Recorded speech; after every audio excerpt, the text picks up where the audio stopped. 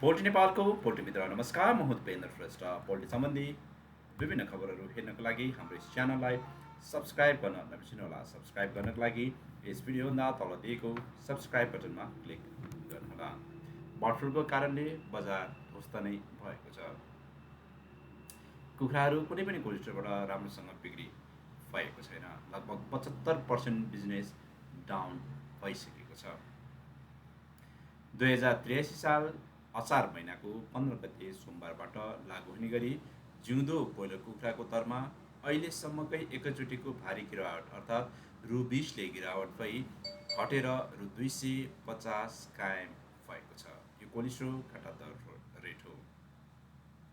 यो रेट कायम हुँदा किसान दाजुभाइले 235 पाउनु हुनेछ। 15 कम दिने ठाउँमा 10 कम दिने ठाउँमा भने रु 240 पाउनु हुनेछ।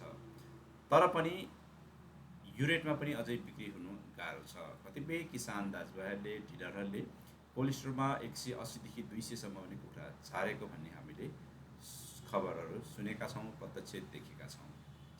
अब भोलिबाट त पानी पर्ला भन्ने अलिकति आशा लागेको छ। पानी अलिकति राम्रोसँग परिदियो भने यो बर्ड फ्लू भाइरसहरू वास आउट हुन्थ्यो होला, नत्र भने त अझै पनि डर लाग्दो स्थिति नै रहेको छ।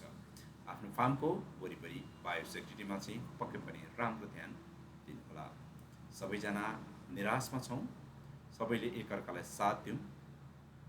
अब समय परिस्थिति यस्तै छ, के गर्नु। हस्, यस्तै फेरि हेर्नको लागि हाम्रो च्यानललाई सब्सक्राइब गर्न चाहिँ नबिर्सिनुहोला। आशा गरौँ सक्दो चाँडो बढेको रेटको भिडियो लिएर आउन सकौँ। तर अझै पनि घट्ला कि भन्ने डर पक्कै पनि छ है।